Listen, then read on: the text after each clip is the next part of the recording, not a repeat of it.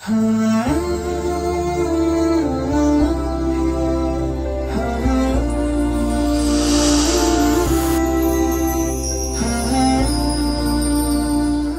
علیکم ورحمۃ اللہ وبرکاتہ۔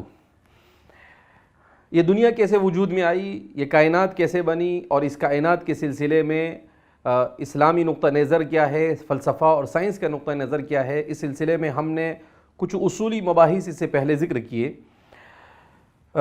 اسلام اس سلسلے میں جن چیزوں کو بیان کرتا ہے وہ بڑی واضح ہے اور انتہائی معقول بھی ہے، مستند بھی ہے، اور ہر اعتبار سے، روایت کے اعتبار سے، تاریخ کے اعتبار سے، منطق کے اعتبار سے جتنے بھی عقلی اصول ہو سکتے ہیں ان تمام کے تمام اصولوں پر اگر صحیح فٹ ہونے والی کوئی چیز ہو سکتی ہے، کوئی کانسیپٹ ہو سکتا ہے تو وہی کانسیپٹ ہے جو اسلام نے پیش کیا ہے۔ اسلام نے اس سلسلے میں کیا کہا، تو میں اس بحث کو اس لیے بہت تفصیل کے ساتھ بیان کرتا ہوں کہ بخاری شریف کا درس میرے ذمے ہے، تو میں عام طور پر ان مباحث کو اپنے درس میں لینے کی کوشش کرتا ہوں جن سے یا تو تعارض نہیں کیا جاتا ہے، یا ان کو روا روی میں پڑھا دیا جاتا ہے، یا جن کی اس وقت امت کو سمجھنے کی ضرورت ہے اور اس کو جس انداز میں اصلی اسلوب میں سمجھانا چاہیے اس انداز میں اس کو سمجھانے کی ضرورت ہے۔ تو اس سال جو میرے ذمہ تھا اس میں نے جان بوجھ کر کتاب بدء الخلق کے عنوان سے امام بخاری نے ایک باب قائم کیا ہے، میں نے اس کو اپنے ذمہ لیا۔ جب میں نے اسے اپنے ذمہ لیا تو ظاہر سی بات ہے اس کے لیے ویسے بھی میں 10-12 سال سے اس کا مطالعہ کر رہا تھا، اب اس کو مجھے اور مزید سبق میں سمجھانے کے لیے اور مطالعہ کرنا پڑا۔ تو مجھے تو انتہائی تعجب اس بات پر ہوا کہ اللہ رب العزت نے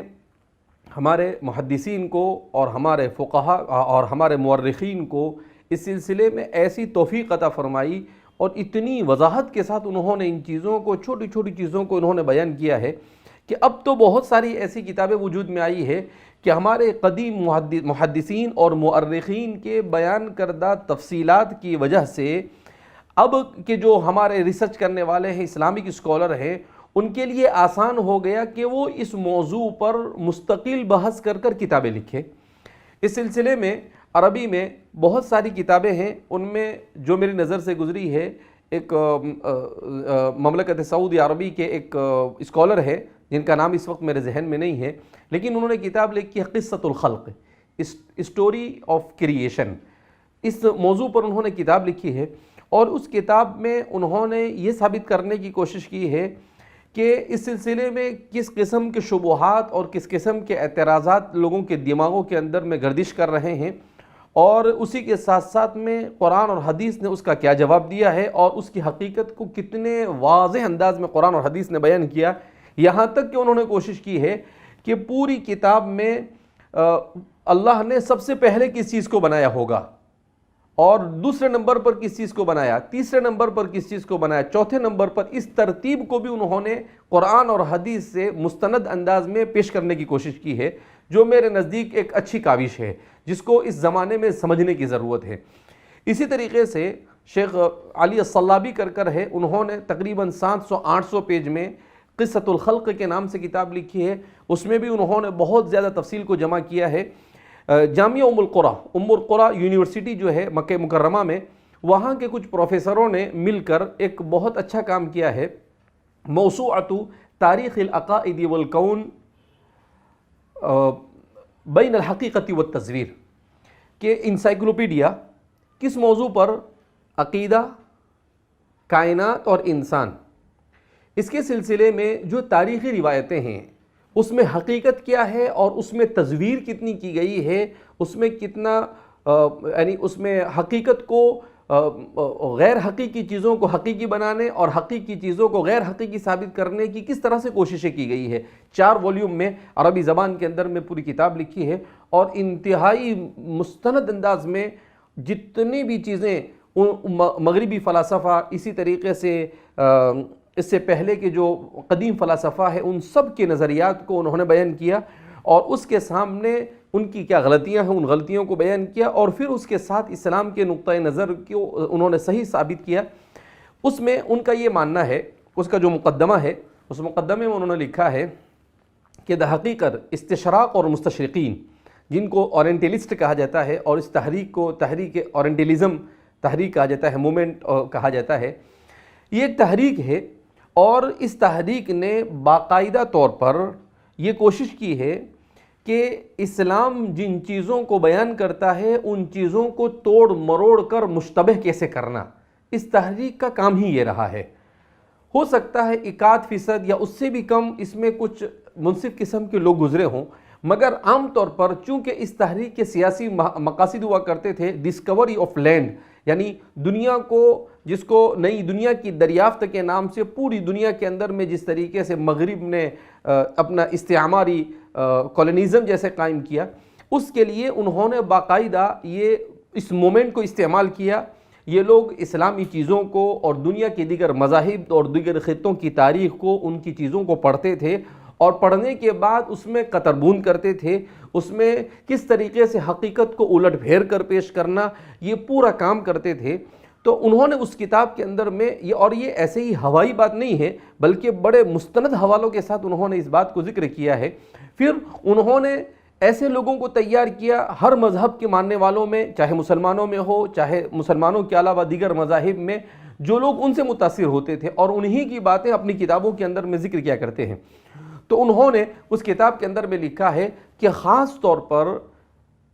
مستشرقین نے عقائد کی تاریخ، انسان کی تاریخ اور کائنات کی تاریخ، اس سلسلے میں حقائق کو بدلنے کی جو کوششیں کی ہے، ان کوششوں سے کبھی انکار نہیں کیا جا سکتا ہے.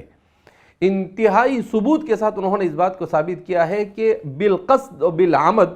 دنیا پر اپنے نظریے اور مادی نظریے اور دنیا پرست نظریے کو تھوپنے کے لیے انہوں نے حقیقت کو تبدیل کر پیش کیا ہے. اور پھر اس کتاب میں انہوں نے لکھا ہے کہ جیسے عقائد تاریخ کے عقیدہ جو ہے، اس کی تاریخ کیا ہے، اس کو وہ کیسے بیان کرتے ہیں کہ انسان پہلے ملحد تھا، پھر اس کے بعد مشرک ہوا، اور پھر اس کے بعد موحد ہوا. فرماتے ہیں کہ جان بوجھ کر انہوں نے اس پوری ترتیب کو الٹ دیا، جبکہ ترتیب ایسی ہے کہ انسان پہلے موحد تھا، اس کے بعد مشرک ہوا، اور اس کے بعد ملحد ہوا.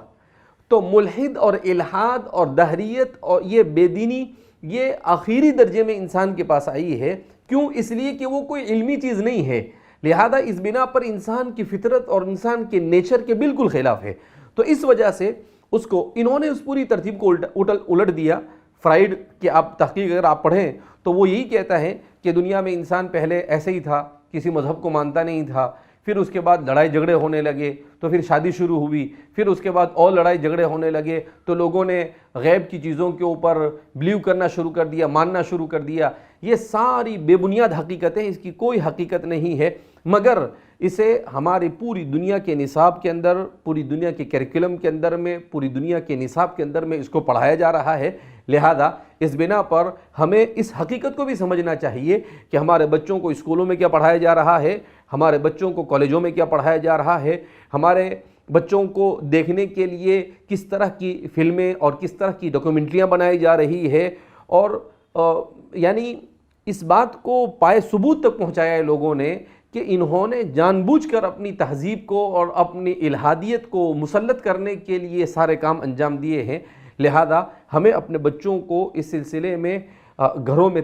تربیت کرتے ہوئے ان تمام چیزوں سے واقف کرنا بہت ضروری ہوا ہے. اسی لیے ہم نے اس مرتبہ اس موضوع کو اپنے ڈیبیٹ کا اور ہمارے اس پروگرام کا حصہ بنایا تاکہ کسی طریقے سے ہم ہمارے بچوں اور ہمارے جوانوں کے ذہن و دماغ اور ہمارے جدید تعلیم یافتہ طبقے کے ذہن و دماغ میں جو سوالات گردش کر رہے ہیں ہم اس کو کلیئر کرنے میں کامیاب ہو سکیں. اللہ رب العزت ہم کو صحیح کہنے کی اور ہم سب کو ایمان اور اسلام پر استقامت کی توفیق مرحمت فرمائے. والسلام علیکم ورحمۃ اللہ وبرکاتہ.